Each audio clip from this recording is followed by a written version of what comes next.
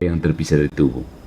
Kemudian hubungan antara keadilan dan belas kasih itu seperti apa?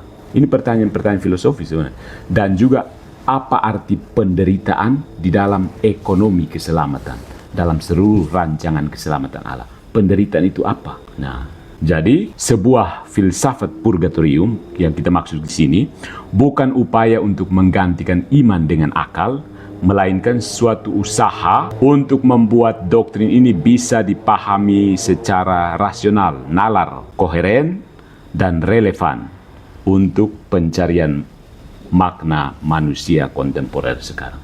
Jadi orang-orang zaman sekarang sebenarnya mencari makna di balik sesuatu. Saya punya uang ini maksudnya untuk apa? Atau saya buat apa? Saya harus beli skincare terus. Maksudnya supaya apa? Maknanya apa? Itu orang mencari the search of meaning.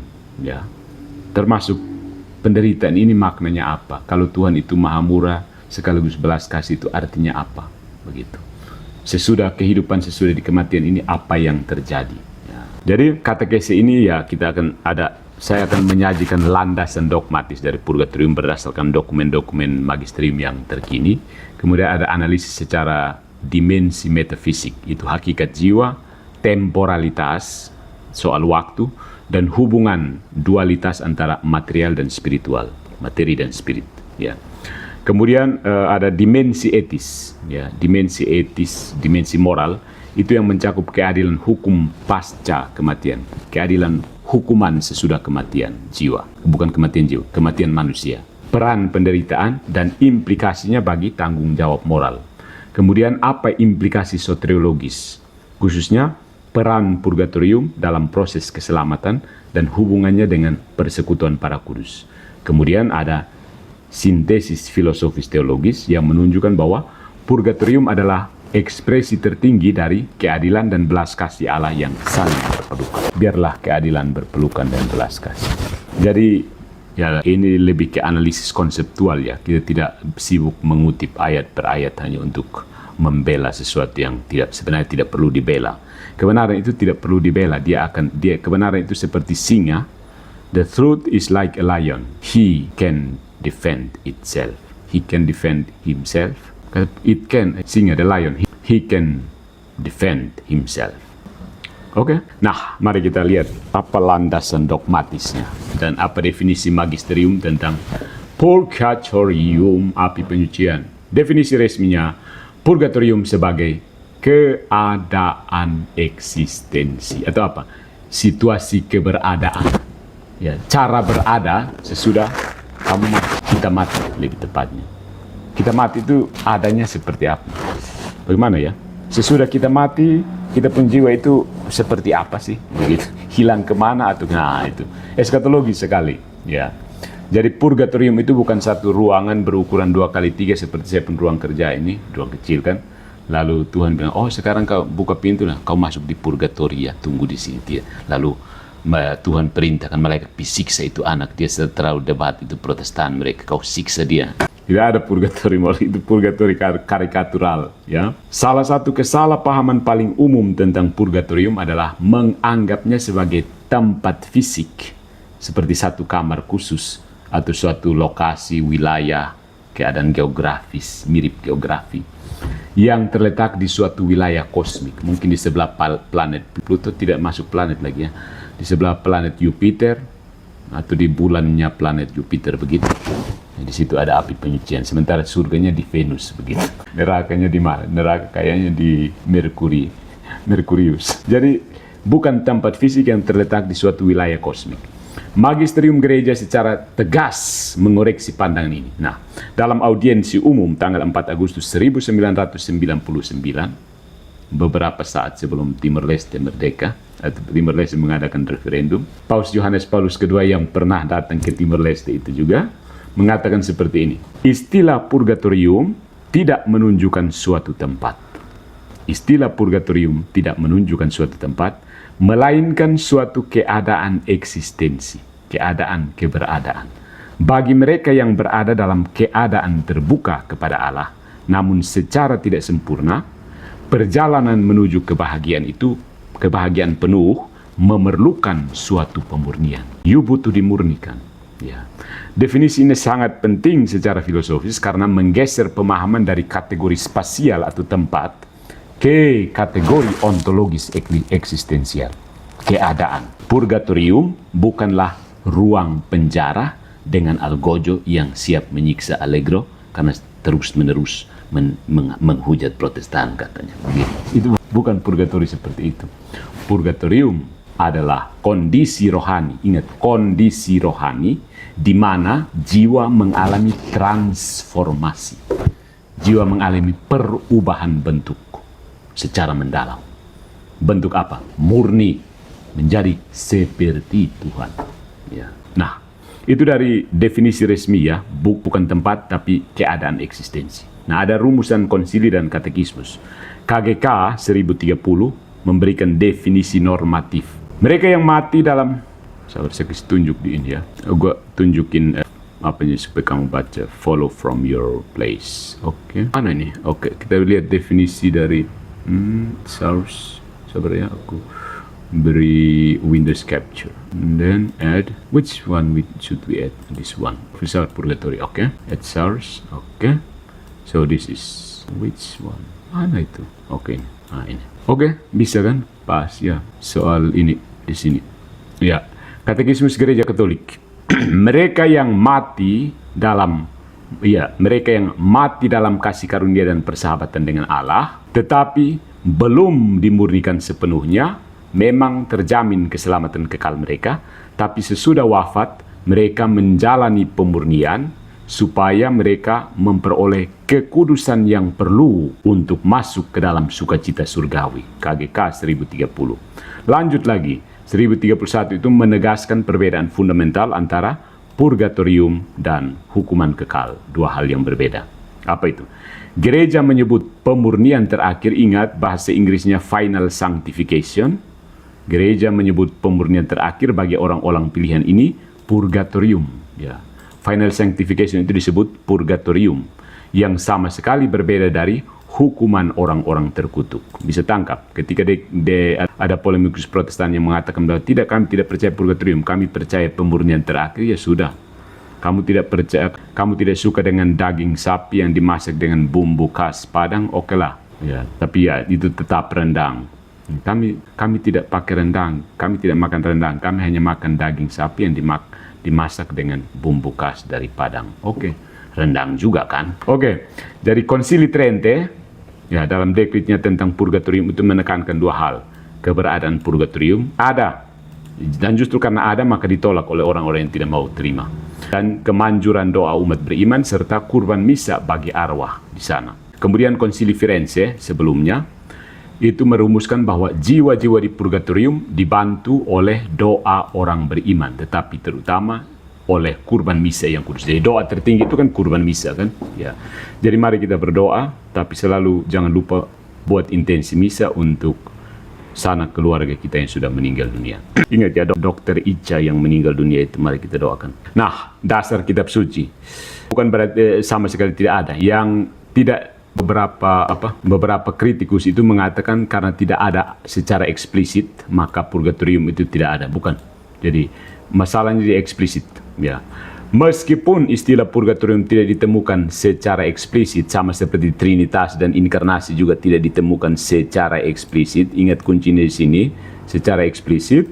Magisterium selalu mendasarkan doktrin ini pada prinsip-prinsip Alkitabiah. Ya, prinsip-prinsip Alkitabiah.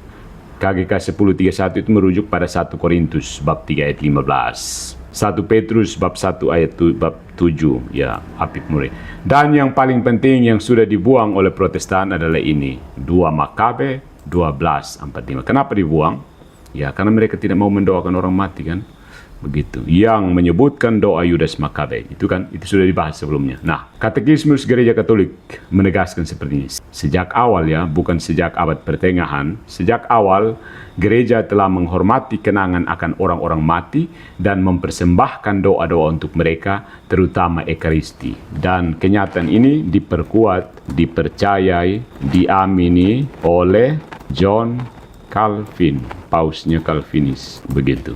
Jadi dia mengakui bahwa praktek menyebut orang mati di dalam doa-doa itu ada dalam gereja perdana, gereja purba. Diamini ya, dia bukan diamini, bukan diamini. Oke, diamini. Ya, oleh Johannes Calvin, Paus Calvinis. Nah, oke, itu landasan biblisnya ya. Kita tidak panjang lebar karena banyak orang di luar sana merasa lebih tahu kitab suci. Ya, orang Katolik juga ada yang lebih tahu kitab suci dari saya. Jadi saya tidak perlu ini elaborasi panjang lebar tentang eksegesisnya. Ya. Nah, mari kita lihat ini yang bagian saya, makanan sehari-hari saya. Soal dimensi metafisik, ya. Jiwa, temporalitas, dan relasi spiritual material. Ya, maksudnya dimensi yang ada di seberang yang fisik ini. Ada jiwa, ada waktu, temporalitas. Dari kata bahasa Latin tempus. Kita punya bahasa Indonesia misalnya tempo, temporalitas, bersifat kewaktuan, dan hubungan antara yang rohani dan jasmani, material, spiritual dan material. Oke, mari, let's go. Ada hakikat jiwa, maksudnya apa itu jiwa dan kemampuannya untuk dimurnikan. Mari kita lihat. Konsep purgatorium ini berakar kuat pada antropologi teologis. Maksudnya itu ilmu yang mempelajari manusia menurut wahyu ilahi. Jadi ada antropologi budaya, ada antropologi metafisik, ada antropologi teologis. Tiga-tiga ini dipelajari oleh seorang calon imam. Antropologi budaya itu yang antropologi pada umumnya, antropologi sekuler. Antropologi metafisik itu filsafat manusia, nama lainnya. Antropologi teologi ini ya teologi manusia, ya maksudnya begitu. Jadi konsep purgatorium ini berakar kuat pada teologi manusia yang memandang jiwa sebagai substansi spiritual yang abadi dan terus ada setelah kematian tubuh fisik. Ya, jadi ada sesuatu yang rohani, ya, jiwa itu sesuatu yang rohani, sesuatu yang spiritual yang tidak akan pernah hilang. Dia abadi dan terus ada sesudah kematian tubuh yang fisik. Jadi setelah dokter memvonis, ya setelah dokter berusaha atau perawat berusaha memompa jantung Anda dan ternyata jantung tidak berfungsi lagi, tubuh mulai terpisah dari jiwa, tetap ada. Jiwa kemudian nanti dikuburkan kembali ke tanah. Nah, pertanyaannya jiwa ini kemana? Nah, itu pertanyaan itu pemikiran lebih lanjut, teologi manusia tentang jiwa sesudah kematian. Paus Benediktus ke-12 dalam konstitusi apostolik Benedictus Deus, Tuhan memberkati, Benedictus Deus, itu menegaskan bahwa jiwa-jiwa orang kudus segera setelah kematian melihat hakikat ilahi secara langsung. Tetapi hanya kalau mereka telah sepenuhnya dimurnikan. Jadi, apa yang terjadi setelah tubuh terpisah dari jiwa langsung melihat kemuliaan Allah. Tapi itu hanya mungkin kalau dia sudah sepenuhnya murni. Kalau belum murni, mari dulu kita kasih murni dulu toh. Jadi pertanyaannya seperti ini. Kenapa jiwa yang sudah diselamatkan, kenapa jiwa yang sudah diselamatkan masih memerlukan pemurnian? Ini pertanyaan penting karena pertanyaan dari polemikus di luar Katolik itu biasanya seperti itu. Kenapa? Apakah salib Yesus tidak cukup kah? Mengapa jiwa yang sudah diselamatkan masih memerlukan pemurnian? Ini terletak pada konsep integritas atau keutuhan. Ya, Yohanes Paulus kedua itu menjelaskan tentang kebutuhan akan keutuhan, integritas. Ini syarat mutlak untuk masuk ke dalam persekutuan sempurna dengan Allah. Ya. Dosa ringan dan keterikatan tidak sehat pada makhluk ciptaan, meskipun tidak memutuskan persahabatan dengan Allah, menyisakan noda atau bekas. Ya, bahasa teologisnya reatus culpae dan reatus pene. Itu harus dibersihkan. Ya, bersihkan dia. Nah, Paus Fransiskus dalam Spes non confundit, ya, setiap dosa bahkan dosa ringan itu membawa keterikatan yang tidak sehat pada makhluk ciptaan yang memerlukan pemurnian baik di dunia ini maupun setelah kematian. Jadi pemurnian terus menerus. Kalau kamu mati, pemurnian tidak berhenti, lanjut terus sampai murni, begitu. Dan sesudah kematian itu namanya purgatorium. Kalau pada saat masih di muka bumi, kamu bisa pemurnian melalui sakramen, banyak sakramen. Kalau sudah mati kan tidak ada lagi sakramen, karena sakramen itu harus menghadirkan dimensi jiwa dan raga. Sementara kamu dalam state hanya jiwanya saja, raganya sudah hancur. So, yang bisa melakukan sesuatu untuk Anda, itu bahasa Kupangnya posisi kamu tagae. Mau masuk neraka tidak bisa karena kamu orang baik kok. Tapi mau masuk surga, kamu juga belum bebas dari dosa-dosa ringan. Jadi posisi tagae, tidak bisa buat apa-apa. Belum bisa ke surga, belum bisa bersekutu, bersatu seutuhnya dengan Tuhan sehingga bisa hidup seperti malaikat. Jadi tagae, hanya orang di bumi dan orang yang sudah di surga yang bisa bantu kamu. Begitu. Di sini benar-benar tagae. Orang harus datang ke seluruh dunia. Orang di bumi atau orang yang di surga. Para kudus di surga. Begitu.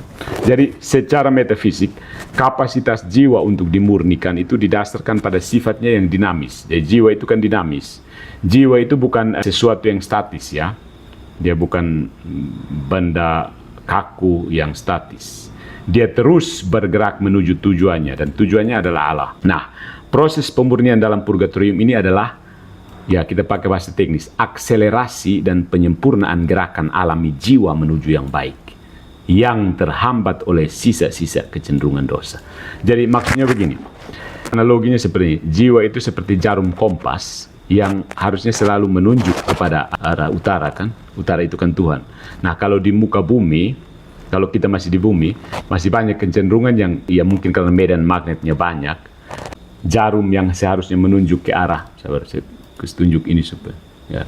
Jarum yang seharusnya menunjuk ke arah utara itu masih mendapat inferensi gelombang magnetik lain sehingga dia masih bengkok. Nah, saat dia belum menunjuk arah tepat ke arah utara, jiwa terpisah dari tubuh, dia tagae di situ.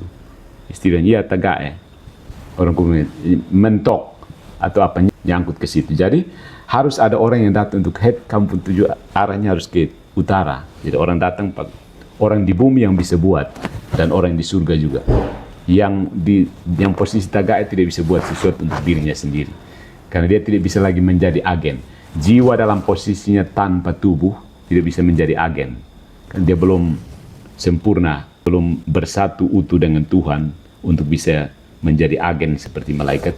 Tapi juga sudah lolos dari situasi manusia yang punya jiwa dan raga yang bisa agen. Jadi hanya pasrah saja. Ini orang di bumi dong ada misi untuk saya ketidak begitu. Itu ya purgatorium. Lanjut. So ini dan dari situ, ingat dari situ kita masuk ke konsep waktu itu tentang hakikat jiwa yang dinamis yang selalu menuju ke tujuannya yaitu Allah. Nah dari situ ada konsep waktu dan relevansinya dengan purgatorium itu.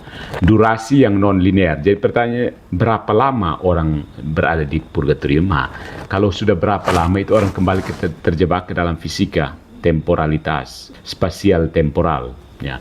Salah satu persoalan metafisik paling menarik dan kompleks adalah konsep waktu dalam purgatorium. Ya, apakah waktu itu di sana itu beroperasi di sana dengan cara yang sama seperti di dunia material? Ya, begitu kan. Jadi apakah kita nanti sampai masuk ke purgatorium itu sampai bahkan berabad-abad? Ya, jadi ada orang-orang kudus yang pernah menulis bahwa ada yang purgatorinya itu kalau dibandingkan dengan waktu di muka bumi itu seperti secepat kejapan mata, secepat kedipan mata kita. Tapi ada yang bahkan berabad-abad dalam ukuran kronologi manusia. Nah, jadi bagaimana proses waktu di sana? Paus Benediktus ke-16 memberikan jawaban mendalam dalam ensikliknya Spe Salvi tahun 2007. Jelas bahwa kita tidak dapat menghitung durasi pembakaran yang mengubah ini dalam ukuran-ukuran kronologis dunia ini. Jadi waktunya berbeda. Ya, tidak pakai hitungan detik dan jam seperti di muka bumi, bukan. Jadi pernyataan dari Paus Benediktus ini menegaskan bahwa waktu di purgatorium itu bukan waktu fisik yang linear atau istilah teknisnya kronos dari bahasa Yunani kronos. Dari situ kita punya kata bahasa Indonesia kronologi kan. Tetapi bentuk waktunya ada satu bentuk waktu spiritual, itu kairos. Itu saat berahmat, kairos yang dimurnikan, yang berbeda secara radikal dari ranah temporal realm, keadaan yang punya waktu, berdimensi waktu. Ya, dia berbeda dari dimensi waktu kita sekarang. Nah, dalam kerangka filsafat Santo Thomas Aquinas, jiwa sebagai substansi spiritual ini tidak bergantung pada ruang waktu material dalam keberadaannya. Tetapi pengalamannya atas perubahan itu bersifat kualitatif dan intensitas. Jadi, bukan soal lamanya waktu, tapi intensitas dan kualitasnya. Ya, dimensi yang sudah berbeda. Ya. Semakin banyak dosa kecil, itu intensnya semakin besar pembakarannya.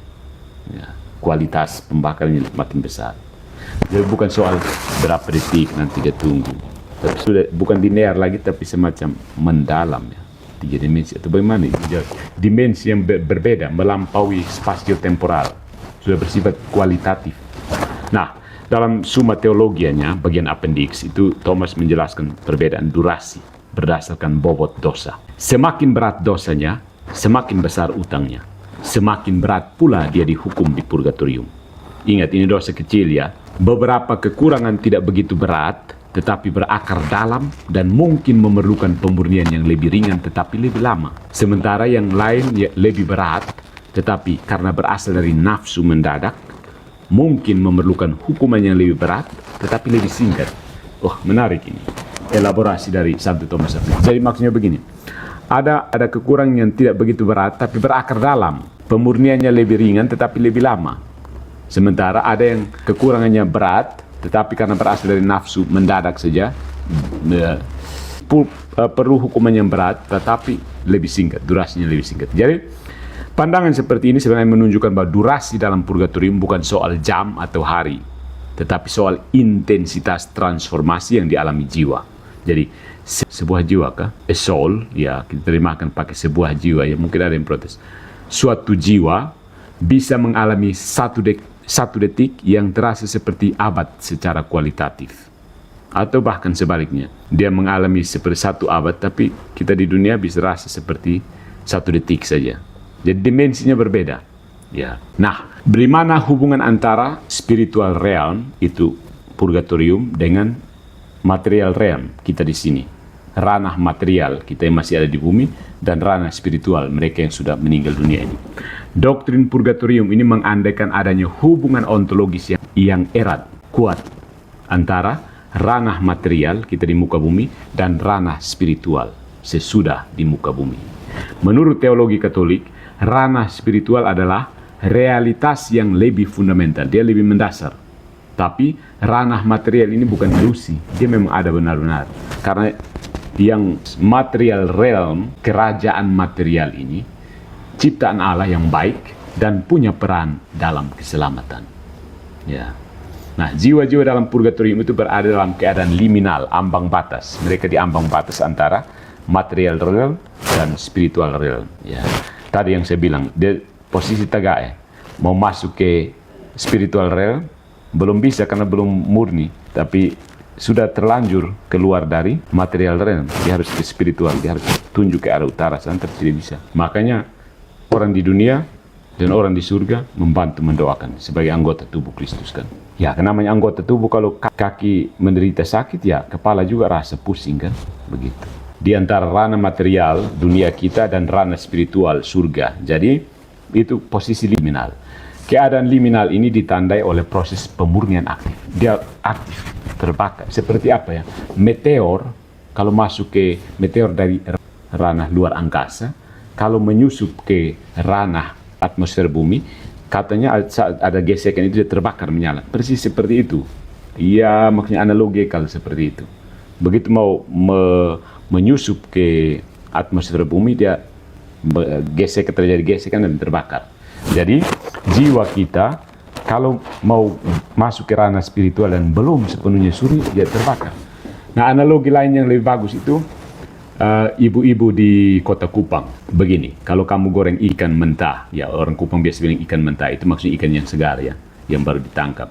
Ikan mentah kalau digoreng atau pakai tepung, itu biasanya kalau masuk ke penggorengan yang penuh dengan minyak panas, itu biasanya desis, semakin tebal airnya, semakin tebal kandungan air ikan itu semakin mendesis. Karena air tidak bisa nyambung dengan minyak, air tidak bisa bertemu dengan minyak. Jadi airnya itu harus diapa sampai dia keluar, menyemprot keluar, mental keluar. Jadi seterusnya sampai airnya semakin kurang dan tinggal ikannya yang sudah kering, minyaknya jadi penggorengannya tidak berdesis lagi karena tidak menolak air lagi, sudah sama begitu. Jadi ya menarik ya. Nah, keadaan liminal ini ditandai oleh proses pemurnian aktif, dan hubungan ini juga menjelaskan kenapa doa-doa dan kurban dari umat yang hidup yang masih berada di ranah material bisa membantu jiwa-jiwa di purgatorium. Ada solidaritas ontologis yang melampaui kematian fisik. Jadi cintaku tidak kandas di liang kubur, cintaku abadi. Dan inilah yang disebut Communio Sanctorum, persekutuan para kudus, yang nanti kita bahas lebih lanjut dalam dimensi soteriologisnya. Nah, Soal ada ya semacam bagan konseptual ya saya tunjukkan di sini. Bagan konseptual tentang temporalitas dan purgatorium. Soal waktu di purgatorium itu seperti apa?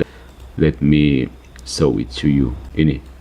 Oke, ya bisa dicermati ya. Ini bagan konseptual. Soal dasar ontologisnya, waktu linear di dunia material itu ada gerakan fisik dan perubahan material. Sementara kalau di purgatorium itu gerakan spiritual dan intensitas kehendak. Jadi tidak ada ini seperti mobil yang bergerak ke sana kemari ya. Di sana tidak ada pergerakan seperti yang di sini.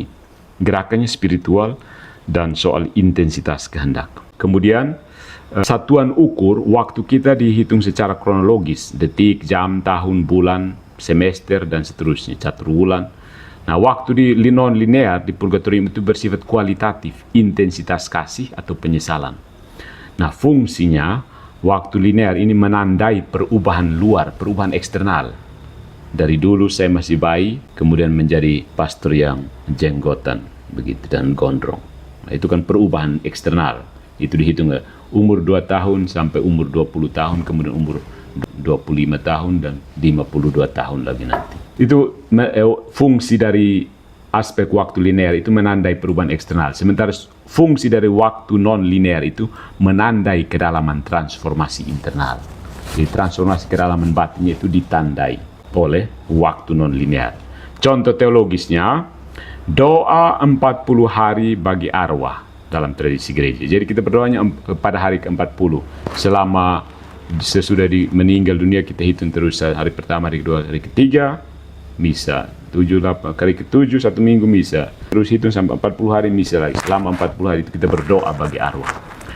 Tidak tahu di Indonesia jarang, tapi di Eropa itu masih ada yang namanya misa Gregorian. Itu artinya seseorang datang meminta intensi pada seorang imam yang wajib buat misa selama 40 hari berturut-turut untuk arwah tertentu yang diintensikan oleh salah satu umat. Namanya misa Gregorian. Bahasa latinnya Gregorianska. Bukan bahasa Latin, bahasa Polandia waktu dulu saya di sana. Nah, kalau itu contoh teologis. Tapi kalau di purgatorium itu seperti melalui api. Ya, itu diungkapkan dengan bahasa analogis. Nah, itu soal dimensi metafisiknya. Ya. Ada dimensi etisnya. Kenapa? Di sini ada keadilan, penderitaan, dan tanggung jawab moral. Ini penting. Keadilan hukuman sesudah kematian. Jadi, biar saya tunjukkan. Kalau ada tabel baru saya tunjukkan. Kamu lihat saya muka supaya kamu lebih semangat. Oke. Jadi, salah satu persoalan etis itu adalah apakah adil bagi Allah untuk menjatuhkan hukuman setelah kematian. Karena orang yang bersangkutan tidak lagi punya kesempatan untuk bertobat secara aktif, bukan? Nah, ini persoalan etis yang memang kadang-kadang muncul dari pertanyaan polemikus di luar. Apakah adil bagi Tuhan untuk menjatuhkan hukuman setelah kematian, mengingat bahwa orang yang bersangkutan tidak lagi punya kesempatan untuk bertobat secara aktif, bukan? Magisterium menjawab pertanyaan ini dengan membedakan dua jenis hukuman kekal, itu namanya pena eterna, bahasa latinnya, itu akibat dari dosa berat yang tidak diampuni. Dan hukuman temporal, namanya pena temporalis, yang merupakan sisa akibat dari dosa yang sudah diampuni, tetapi belum dipulihkan sepenuhnya. Sudah diampuni, tapi belum pulih sepenuhnya. Ya, pena temporalis, yaitu masih ada kesempatan untuk dimurnikan supaya masuk surga. Kalau pena eterna selesai, kamu dari surga. Nah, misalnya Konstitusi Apostolik Indulgentiarum Doctrina dari Paus ke-6, 1 Januari 1967 itu menjelaskan begini. Adalah kebenaran yang diwahyukan secara ilahi bahwa dosa-dosa membawa hukuman yang dijatuhkan oleh kekudusan dan keadilan Allah. Hukuman ini harus ditebus baik di bumi ini melalui duka cita, kesengsaraan, dan bencana kehidupan ini, dan terutama melalui kematian ataupun di kehidupan mendatang melalui api dan siksaan atau hukuman-hukuman pemurni. Jadi, dokumen tersebut juga menyatakan bahwa ini bukan balas dendam ilahi. Ingat, ini bukan balas dendam.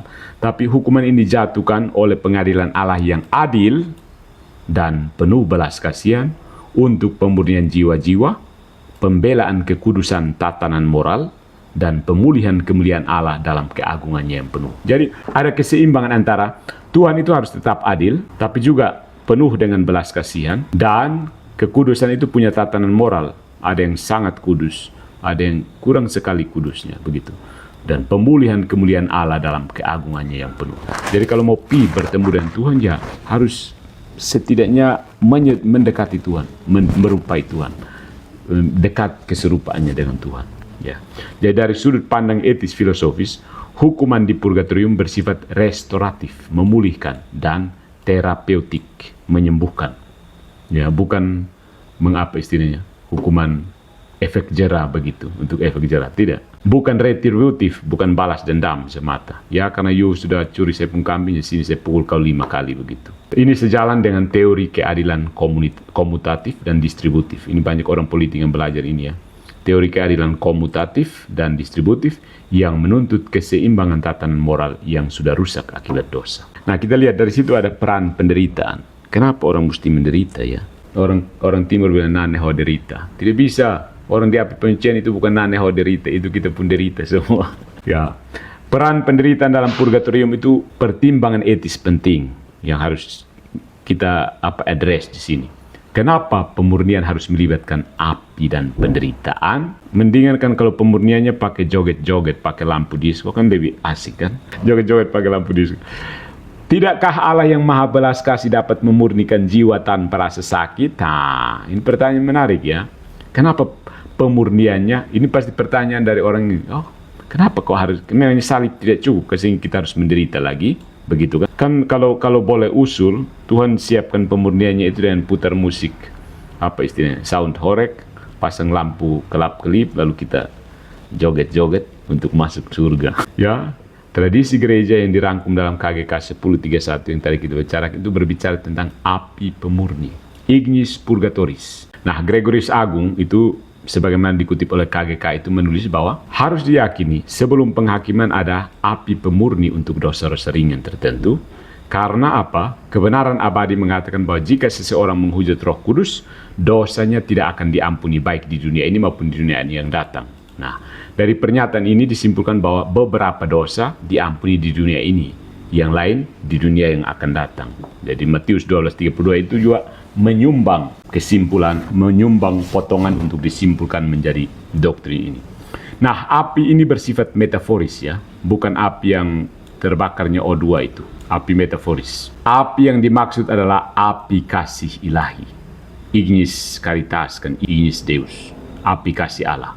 Nah, bagi orang kudus, orang yang sudah kudus, api kasih adalah kebahagiaan. Bagi orang berdosa yang masih terikat pada dirinya sendiri, api kasih ini terasa menyakitkan karena membakar segala keterikatan egois. Analoginya sederhana, ada seorang apologet yang menjelaskan seperti ini. Purgatorium itu sebenarnya kita school of manner.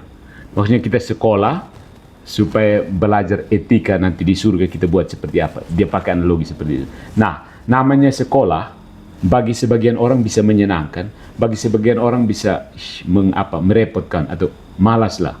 Di sekolah jadi itu dirasa seperti siksaan. Bagi orang-orang lain dirasa ini kesempatan supaya saya masuk surga benar-benar bahagia. Ada ya dia menjelaskan bahwa dia menegaskan bahwa kadang-kadang purgatorium itu harus dibahasakan dan bahasa yang lebih nyangkut ke manusia. Karena itu memang dimensi metafisik sekali, dimensi eskatologis. Tidak bisa belum ada pengalaman empiris. Ya. Pengalaman empiris orang tidak bisa ukur pakai kasih keluar termometer, teleskop, mikroskop untuk ukur api penyucian itu seperti apa. Tidak bisa. Makanya kita harus pakai bahasa yang analogi. Jadi saat ini dia mengusulkan purgatorium seperti sekolah, the school of manner. Kita sekolah supaya nanti masuk ke surga. Itu caranya. Kamu masuk surga semakin di training kan. Ya kan tenaga kerja, misalnya tenaga kerja Indonesia kalau mau keluar negeri harus di training sedikit. Ya. Atau karyawan baru di training supaya bagaimana melayani. Nah, training ini bagi beberapa orang, ini kesempatan supaya nanti saya bisa melayani. Ada yang merepotkan sekali ya. Akhirnya dia menderita selama menunggu masih. Tapi training itu wajib. Jadi dia merasakan sekolahnya itu sebagai penderitaan. Ada yang merasakan sekolahnya itu sebagai kebahagiaan. Nah, dari sudut pandang etis, penderitaan di purgatorium, ingat ya, penderitaan ini konsekuensi alami dari bertemunya jiwa yang tidak sempurna dengan kesempurnaan Allah. Ya, itu ada orang yang mengungkapkannya seperti ini. Itu ketidaksesuaian yang menyakitkan. You mau ke situ tapi karena tidak sesuai, kamu merasa macam ada yang. Saya biasa pakai analogi Orang yang main bola dan misalnya kakinya terkilir, istilahnya apa? Orang Kupang bilang tak salah. Itu kan dia rasa sakit karena posisinya salah. Uratnya harusnya begini tapi sedikit bengkok. Jadi harus diurut supaya kembali ke posisi semula. Nah, itu terkilir. Kalau tangan terkilir misalnya, ya harus dibuat supaya dia baik kembali baru. Tapi begitu dia sudah orang urut, dia masih agak sakit sedikit untuk menyesuaikan. Seperti tangan tadi, disonansi eksistensial, ketidaksesuaian yang menyakitkan. Ya. Dan ini bukan siksaan yang dijatuhkan dari luar, bukan.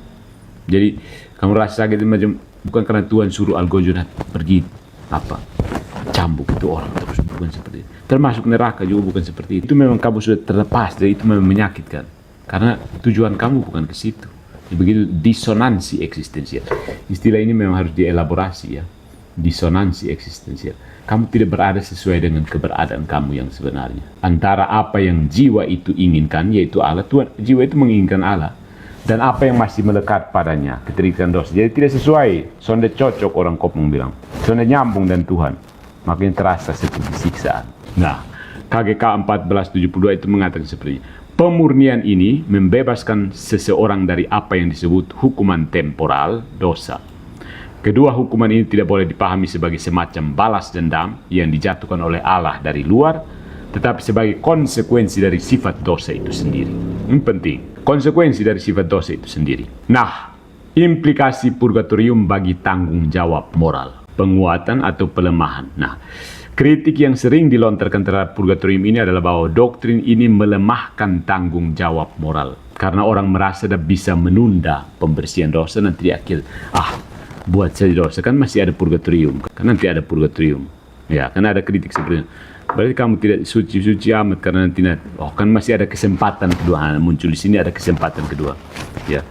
Orang merasa bisa dapat menunda pembersihan dosanya ke akhirat. Tapi kalau kita analisis secara filosofis, itu justru terjadi sebaliknya. Purgatorium itu memperkuat tanggung jawab moral. Mari kita lihat. Kenapa purgatorium bukan memperlemah tanggung jawab moral, tapi justru memperkuat tanggung jawab moral. Kenapa? Ini argumennya. Yang saya tunjukkan ya, jalur argumentasinya. What's happen? Di mana ini harusnya? Di setel. Oke. Kenapa enggak di setel? Oke, ini argumentasi kenapa purgatorium itu bukan melemahkan. Karena orang nanti tunggu saya, nanti kan ada kesempatan kedua di purgatorium baru kita ini. Jadi selama kita di dunia bebas. Tidak. Kekekalan konsekuensi, artinya sebuah konsekuensi itu punya konsekuensi itu ada eternalitas, punya keabadian. Setiap tindakan moral kita itu punya konsekuensi ontologis yang tidak bisa dihindari.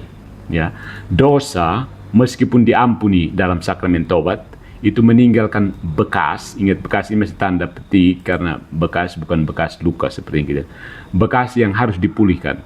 Dan ini mengajarkan bahwa tidak ada tindakan moral yang gratis atau tanpa efek. Semua tindakan moral itu baik atau buruk itu meninggalkan jejak, ya, selalu punya jejak, ya. Ada efeknya, baik maupun buruk, selalu ada efek. Yang berikut soal keseriusan dosa ringan. Purgatorium itu mengingatkan bahwa dosa ringan yang sering dianggap remeh tetap punya bobot dan memerlukan pemurnian. Nah, ini meningkatkan kesadaran etis kita. Kalau dosa ringan saja tetap punya butuh untuk dimurnikan, berarti kita kan selalu berusaha, jangan ini dosa. Kalau terlalu banyak itu berarti saya lama di purgatorium nanti. Ya.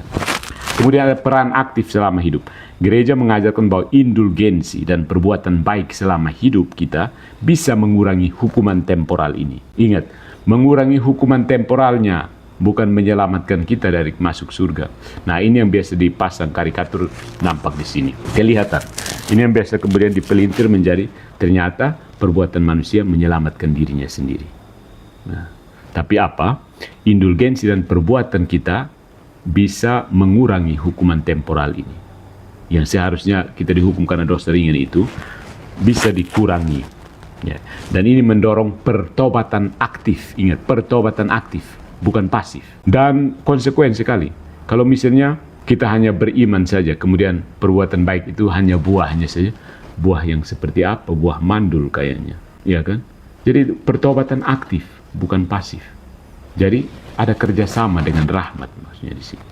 Kemudian ada solidaritas eskatologis. Nah, ini penting karena banyak orang Katolik sekarang sudah berpikir bahwa kalau orang mati berarti dia dihapus dari gereja, dia dihapus dari KUB, dia dihapus dari stasi, dia dihapus dari paroki. Padahal dia tetap menjadi anggota paroki, anggota KUB, anggota keluarga, anggota stasi. Fakta bahwa kita bisa mendoakan arwah itu menunjukkan bahwa tanggung jawab moral itu bersifat komunal, melampaui batas kematian. Ya, jadi saya sebenarnya sedikit karena gereja-gereja sekarang tidak menyiapkan satu tempat khusus untuk umatnya bisa dimakamkan di situ. Kasihan sekali ya. Di Kupang ini trennya sekarang orang tidak bawa ke pemakaman umum lagi. Orang kuburkan di rumah keluarga sendiri. Akibatnya ya bagaimana ya, pada saat misalnya kita misa untuk arwah tanggal 2 November itu, ya terakhir kita tidak bisa misa bersama orang mati karena orang mati tersebar di mana-mana. Terakhir misa di gereja kosong lagi seperti biasa. Padahal kalau ada pekuburan khusus Katolik, kita bisa buat misa di situ. Kalau ke pekuburan umum juga sudah terlanjur. Ya ada beberapa pekuburan umum yang sudah menyediakan slot antar agama. Slot, ya agama Katolik, agama Kristen, agama Hindu, Buddha, Islam. Ya tapi itu terbatas kalau tidak dibentuk menjadi ini ya.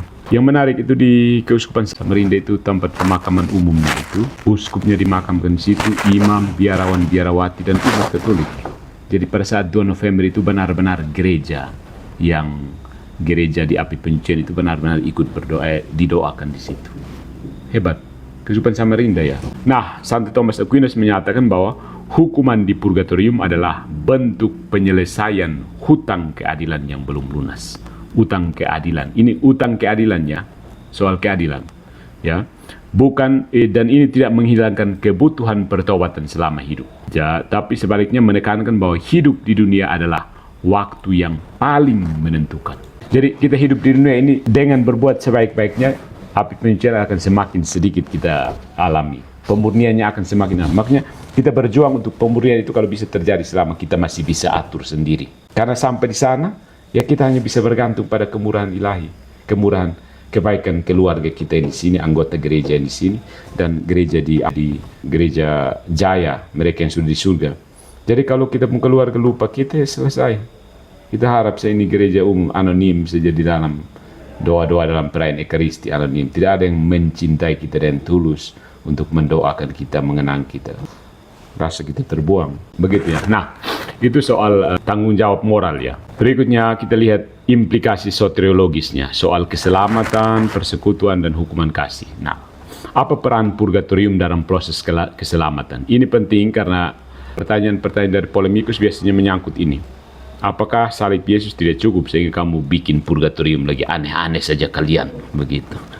Purgatorium bukan jalan alternatif selain Yesus Kristus. Ini penting. Purgatorium adalah bagian dari proses keselamatan yang dikerjakan oleh Kristus. Jiwa-jiwa di purgatorium adalah jiwa-jiwa yang sudah terjamin keselamatannya, certainly saved. Mereka memang terjamin keselamatan kekal mereka. Ya, purgatorium adalah ruang atau keadaan di mana karya keselamatan Kristus diterapkan secara penuh pada aspek-aspek terdalam dari keberadaan seseorang. Nah ini penting. Pada aspek manusianya, Kristus memang sudah sempurna, sudah selesai. Karya di salib itu sempurna, tapi manusianya harus diterapkan secara sempurna juga. Nah itu butuh proses. Ya. Kristus telah menebus dosa, tetapi manusia harus mengaktualisasikan penebusan itu dalam seluruh realitas psikologis dan spiritualnya. Ya. Dan ini lihat seperti analogi penyembuhan luka. Dokter Kristus sudah kasih obat penawar, pasien harus melalui proses. Ingat katanya di sini. Proses ini cara kerja Tuhan ya. Cara kerja inkarnasional itu pakai proses. Yesus itu tidak perlu jadi bayi janin anak kecil lagi untuk jadi Tuhan, tidak perlu jadi itu. Tapi ya dia pakai proses itu. Ya, proses. Dia bisa turun dengan manusia, turun langsung dari langit, terbang, turun ke bukit mana saja dia mau. Sebagai dalam bentuk utuh-utuh manusia kan. Bagi Allah itu tidak mustahil. Tapi kenapa dia nyusup dulu masuk ke rahim seorang ibu yang tidak jelas menurut beberapa orang. Lalu kemudian harus menyusudi itu perempuan yang berdosa. Begitu. Ngapain Tuhan menyusup pada perempuan berdosa? Dididik lagi oleh orang berdosa. Tuhan ini loh, diajar oleh orang yang berdosa. Ya kan? Nah, jadi ini proses pemulihan agar lukanya benar-benar sembuh tanpa bekas. Ada hubungan antara purgatorium dan communio sanctorum. Jadi konsekuensinya adalah konsep persekutuan para kudus. Praktek mendoakan orang mati sudah ada sejak perjanjian lama dan diakui oleh John Calvin yang kemudian dia menolak purgatorium. Ya tidak konsisten kan, dia Protestan sudah tidak konsisten dari pendirinya. Gereja perdana melanjutkan dengan mempersembahkan ekaristi bagi misa arwah. Ada pernyataan dari Indulgentiarum Doctrina, ya bisa dibaca situ. Jadi ini membuktikan bahwa realitas spiritual itu bersifat holistik dan komunal, menyeluruh dan bersekutu. Tidak ada jiwa yang terisolasi, ya.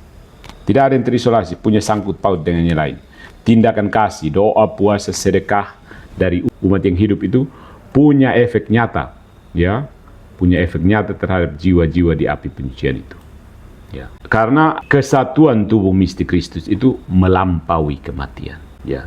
Jadi apa istilah khasnya itu intersubjektivitas ontologis, keberadaan kesaling sangkut pautan antar pribadi. Eksistensi keberadaan kita itu saling terkait di dalam tatanan kasih ilahi.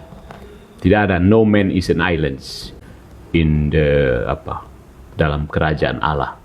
Itu there's no man is an island. Nah, apa makna purgatorium bagi keadilan dan belas kasih? Ini penting juga karena argumen terbanyak yang sering disodorkan oleh para apologet Katolik adalah ini, soal keadilan dan belas kasih ilahi. Konsep purgatorium pada akhirnya adalah cermin dari keseimbangan sempurna, perfect balance antara Tuhan itu adil dan Tuhan itu berbelas kasihan. Tuhan itu maha adil, Tuhan itu maha cinta. Orang kadang-kadang berdosa saja, Allah itu kan maha cinta.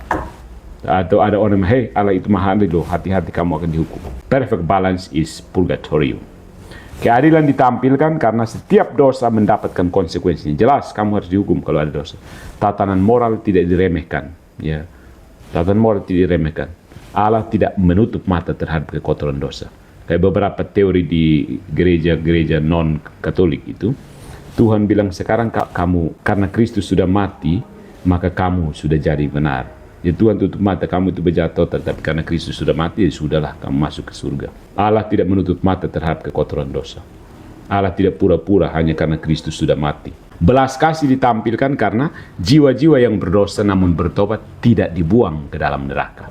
Mereka diberi kesempatan, meskipun melalui penderitaan, untuk dimurnikan dan akhirnya mencapai kebahagiaan abadi. Spe Salvi dari Benedictus ke-16 itu menekankan bahwa purgatorium adalah bagian dari harapan Kristen. Jadi kita punya iman, harap, dan kasih. Ini bagian dari harapan, itu bukan PHP, pemberi harapan palsu. Harapan.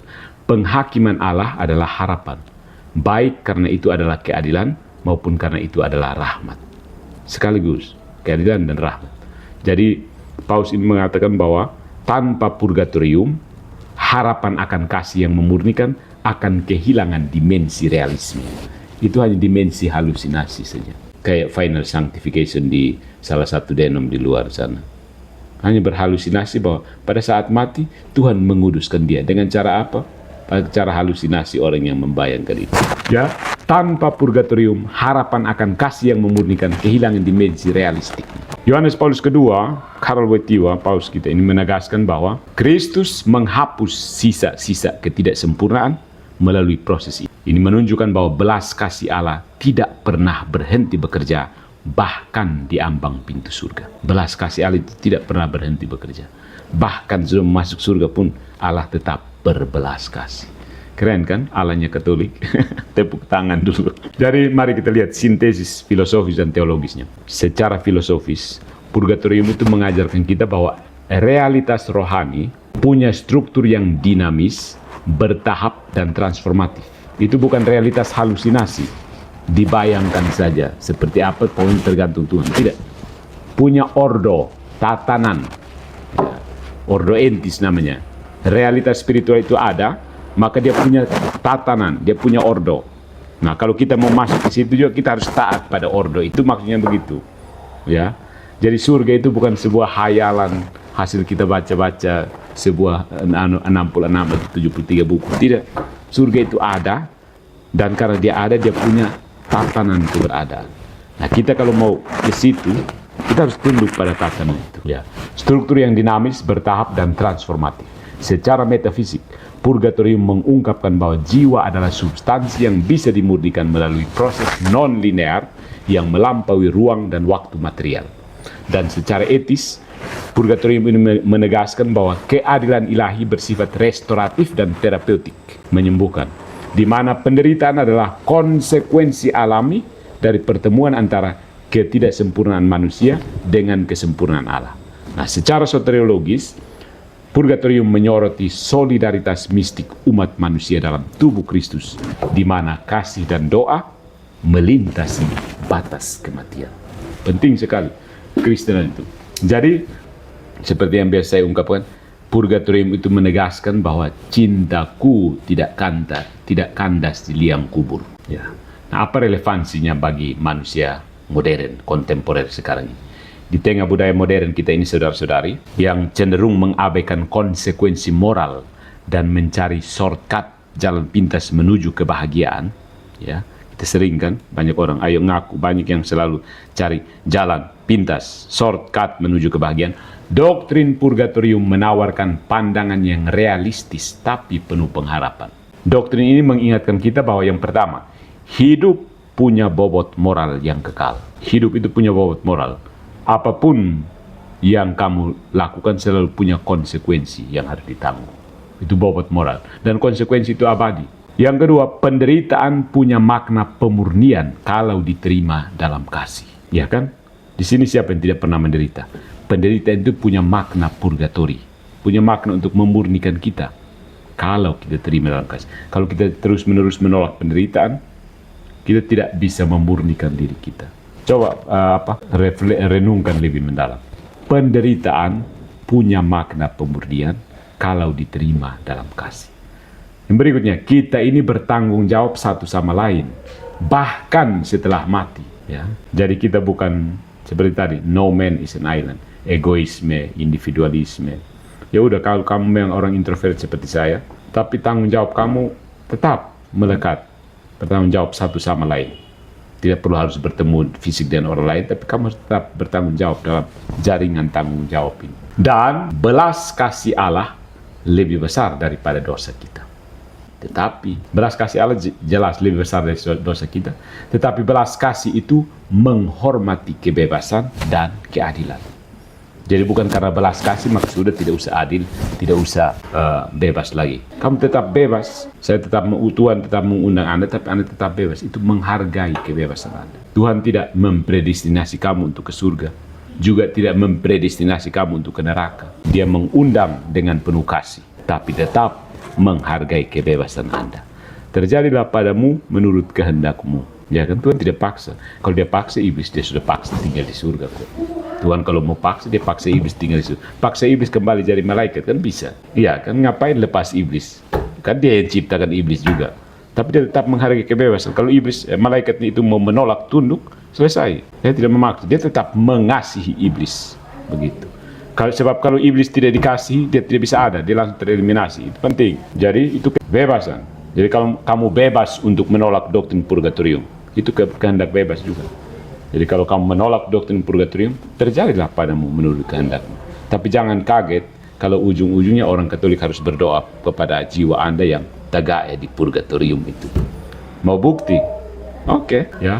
Jadi saudara-saudara, pada akhirnya the philosophy of purgatory adalah, ya kita pakai bahasa, filsafat tentang kekudusan. Ingat, the philosophy of sanctity and charity, atau apa yang lebih tepat, belas kasih, itu bahasa Inggrisnya divine mercy, ya. The philosophy of sanctity and mercy, itu filsafat kekudusan dan belas kasih. Itu purgatorium sebenarnya. Karena purgatorium ini mengajarkan bahwa tujuan akhir manusia, yaitu persatuan sempurna dengan Allah yang kita namakan surga itu, membutuhkan transformasi, total transformation dari seluruh keberadaan kita. Bukan berupa deklarasi bahwa kamu sudah benar karena Yesus sudah masuk di neraka. Tidak bisa, itu hanya deklarasi. Tidak, transformasi bukan sekedar deklarasi. Proklamasi. Satu, Karena Yesus sudah wafat dan turun ke neraka, maka kamu boleh masuk surga. Itu proklamasi, tapi yang terjadi itu transformasi. Ya. Dan transformasi total dari seluruh keberadaan kita. Jadi proses itu mungkin berat, ya memang berat, tetapi tujuannya adalah sukacita abadi yang melampaui segala pemahaman. Sulit diterangkan. Ya, dan surga itu nyata ya, jangan bilang surga itu halusinasi. Surga itu hanya hasil kita membaca 73 atau 66 buku, bukan. Surga itu ada. Oke, silakan teman-teman, saya sarankan kalau mau belajar lebih lanjut atau Anda yang seorang apologet mau tertarik lagi mencari sumber untuk lebih paham, untuk bisa menjelaskan kepada teman-teman yang lain. Saya catat beberapa sumber yang bisa dibaca sendiri ya, in English maupun dalam bahasa Indonesia. Saya tunjukkan dulu. Oke, silakan baca-baca Katekismus Gereja Katolik. Itu nomor 1030, 1032, 1004. Dokumen dari Konsili Firenze bisa dicari di internet. Bull of Union with the Copts dan orang-orang Koptik. Kemudian Konsili Trente itu Decree on Justification dan Decree on Purgatory bisa dibaca. Kemudian Benedictus Deus ya dari Paus Benedictus XII. Kemudian Indulgentiarum Doctrina dari Paus Paulus VI. Kemudian ada audiensi umum dari Paus Yohanes Paulus II tentang purgatorium. Kemudian Paus Benedictus XVI itu Encyclic Spes Salvi. Paus Franciscus itu Spes Non Confundit. Ya, tahun 2024 yang terbaru. Ya, Thomas Aquinas bisa baca Supplementum Tertiae Partis. Pertanyaan 69-72. Gregorius Agung bisa cari Dialogi. Ya. Kemudian ada Fundamentals of Catholic Dogma. Ya. Nah, ini beberapa apa itu purgatori? Suatu keadaan eksistensi, bukan tempat ya. Apa? Keadaan, bukan tempat. Jadi itu apa? Apakah purgatorium disebutkan dalam Alkitab? Istilahnya tidak disebutkan secara eksplisit. Seperti Trinitas. Tetapi doktrinnya didasarkan pada ini. 1 Kor, Mat, 2 Makabe. Oke. Apakah purgatorium adalah api nyata? Maksudnya O2 yang terbakar itu. Api di purgatorium lebih merupakan metafora untuk kasih Allah yang memurnikan. Ini penting. Ya. Bisakah kita membantu jiwa-jiwa di purgatori? Ya. Melalui doa, kurban, puasa, sedekah, dan indulgensi.